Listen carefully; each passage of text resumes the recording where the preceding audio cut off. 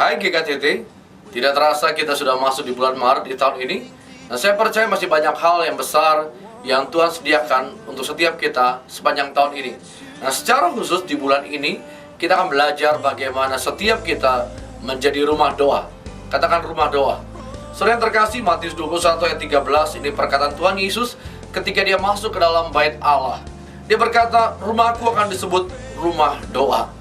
Apa Yesus perkatakan? Dia mengutip dari kitab Yesaya pasal 56 ayat ke-7. Alkitab berkata seperti ini, mereka akan kubawa ke gunungku yang kudus dan akan kuberi kesukaan di rumah doaku. Aku akan berkenan kepada korban bakaran, korban sembilan mereka yang dipersembahkan di atas mezbahku, sebab rumahku akan disebut rumah doa bagi segala bangsa. Jadi Tuhan menghendaki setiap orang yang percaya kepadanya, hidupnya menjadi rumah doa. Nah, saudara yang terkasih, bagaimana caranya agar saya dan saudara bisa dibawa oleh Tuhan ke gunungnya yang kudus? Apakah semua orang bisa masuk ke gunung yang kudus, bisa naik ke gunungnya Tuhan?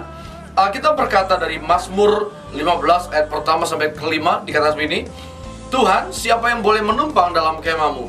Dan siapa yang boleh diam di gunungmu yang kudus? Ayat 2 dikatakan, yaitu dia yang berlaku tidak bercela, yang melakukan apa yang adil, dan yang mengatakan kebenaran dengan segenap hatinya, yang tidak menyebarkan fitnah dengan lidahnya, tidak berbuat jahat terhadap temannya, dan tidak menimpakan cela kepada tetangganya, yang memandang hina orang yang tersingkir, tetapi memuliakan orang yang takut akan Tuhan, yang berpegang pada sumpah walaupun rugi, yang tidak meminjam uang dengan makan riba, dan tidak menerima suap melawan orang yang tidak bersalah. Siapa yang berlaku demikian tidak akan goyah selama-lamanya. Jadi Alkitab berkata, orang yang hidup dalam kebenaran, orang yang hidup dalam kekudusanlah yang bisa naik ke gunung kudusnya Tuhan. Jadi kalau setiap kita ingin menjadi rumah doa, mari kita hidup dalam kebenaran, kita hidup dalam kekudusan. Nah, saudaraku, apa yang terjadi kalau saya dan saudara sebagai gereja Tuhan, kita jemaat GKTT menjadi rumah doa? Ada 3 hal yang akan terjadi. Yang pertama, akan ada kesukaan. Katakan kesukaan. Saya percaya setiap orang ingin menikmati kebahagiaan dan sukacita. Tapi sukacita sejati hanya berasal daripada Tuhan. Dan waktu kita berdoa, Tuhan berjanji, Tuhan akan memberi kita kesukaan. Mereka akan kubawa ke gunungku yang kudus dan akan kuberi kesukaan di rumah doaku. Banyak orang berpikir doa adalah sesuatu yang menakutkan, membosankan, atau itu hanya bagian untuk orang-orang tertentu dalam gereja. Tapi saya percaya kebenarannya adalah rumah Tuhan, rumah doa adalah rumah kesukaan. Nah, saudara yang terkasih, Mazmur 126 ayat 1, ini janji Tuhan ketika gereja Tuhan dipulihkan, ketika Tuhan memulihkan keadaan Sion, keadaan kita seperti orang-orang yang bermimpi. Pada waktu itu mulut kita penuh dengan tertawa, lidah kita dengan sorak-sorai. Pada waktu itu berkatalah orang di antara bangsa-bangsa, Tuhan telah melakukan perkara besar kepada orang-orang ini. Tuhan telah melakukan perkara besar pada kita, maka kita akan bersuka cita. Jadi saya percaya Allah sedang memulihkan gerejanya, Allah sedang memulihkan gunung kudusnya, Allah sedang memulihkan rumah doanya, dan Allah akan memberikan sukacita. Mulut kita akan penuh dengan tertawa. Ada hadirat Allah yang memberi sukacita, ada hadirat Allah yang memberi Anda kekuatan. Yang kedua, kalau kita jadikan hidup kita rumah doa, ada perkenanan Tuhan.